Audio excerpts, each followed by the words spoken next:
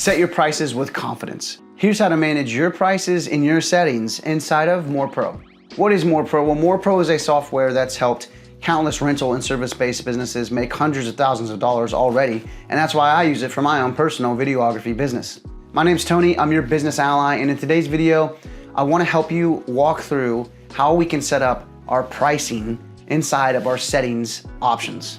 This is going to help you keep your services competitive, transparent, and profitable, giving both you and your customers clarity.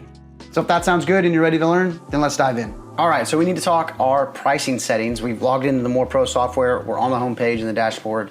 We need to go up to settings and go down to account settings. And then from here, you can click on the pricing tab. First thing you need to determine is your sales tax rate. And you can look that up by clicking on this link and calculating based on your location what your sales tax should be. And then you can determine how you want that sales tax to be calculated, if there's none at all, if there's a subtotal only or complete order total. And again, you're gonna have to look that up based on where you're located and the state that you're in. The minimum subtotal amount for a delivery order. All right, so this option is the minimum number that a customer would have to purchase for them to get a delivery. If they don't order that amount, then they would have to match the difference to get a delivery if they want a delivery. So for example, if you set it to 500 as a minimum and someone only orders $300 worth of stuff, but they still want a delivery, well, they'd have to meet that difference, which is $200.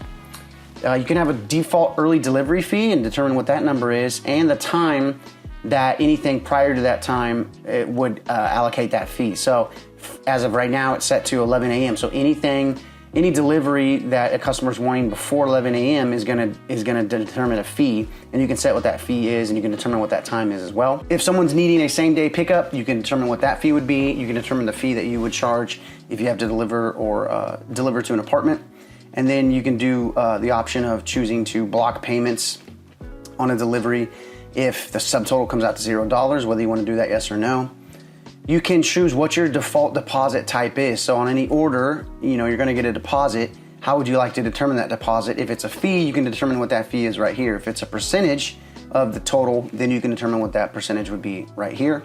The auto full deposit cap is just ensuring that if someone orders less than what the whatever this number is that you determine, they cannot get a percentage of charged for them for their deposit. They have to pay the full thing because they're only ordering a small amount of product.